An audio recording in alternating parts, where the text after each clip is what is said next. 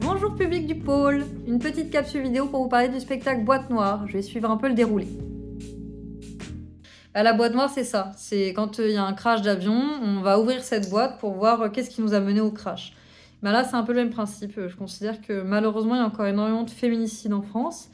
Et ça veut dire qu'il y a quelque chose qui cloche quelque part. Et du coup, j'ai voulu remonter le fil de ça pour voir, pour ouvrir cette boîte et du coup me rendre compte qu'est-ce qui peut clocher. Est-ce que finalement, les violences quotidiennes qu'on accepte dans notre enfance, mais aussi dans notre sexualité, mais aussi et qui se répercutent un peu partout, ne seraient pas le déclencheur de violences plus graves? Et en tout cas, qu'est-ce déclencheur? Je ne sais pas, mais en tout cas, est-ce que ça mènerait pas à l'acceptation de violences plus graves?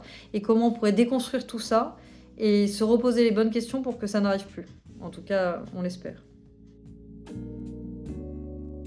Voilà, cette question de la sexualité, je trouve que c'est quelque chose qui a été, qui est fait dans le théâtre et éventuellement dans la danse, très peu dans le cirque. Alors là, ça se démocratise un petit peu. En tout cas, il y a d'autres personnes qui s'en emparent et j'en suis très heureuse. En tout cas, il y a plus de projets, je trouve, actuellement, qui vont évoquer diverses sexualités, mais on a tendance à oublier qu'en fait, c'est important aussi de parler des premières fois, comment elles sont vécues, et surtout des normes qu'on y a mis, et de la manière dont on nous a amené à ça. En fait, il y avait déjà effectivement pas mal d'études sociologiques qui ont parlé de sexualité, et notamment de la sexualité qu'on projette sur les adolescents, adolescentes et jeunes adultes, qui est souvent très loin de la sexualité qu'ils et elles vivent.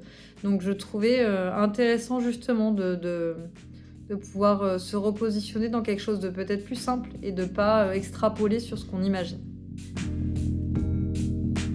Alors, les agrès utilisés dans Boîte Noire, c'est essentiellement des agrès aériens. Il me semble que c'était important de mettre en avant ces disciplines qui sont difficiles à montrer, notamment parce que ça demande du temps d'installation, aussi des disciplines dans lesquelles on retrouve souvent des femmes.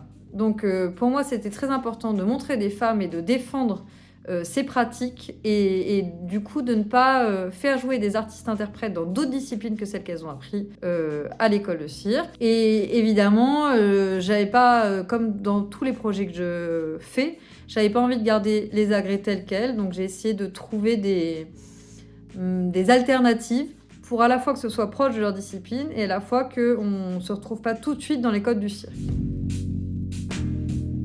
Je pense que c'est un spectacle qui écrit de sorte à ce qu'il y ait plusieurs lectures, où chacune peut s'y retrouver. C'est un spectacle qu'on partage aussi, pourquoi pas en famille, pour pouvoir discuter et quelque part ouvrir la porte de cette discussion sur la sexualité.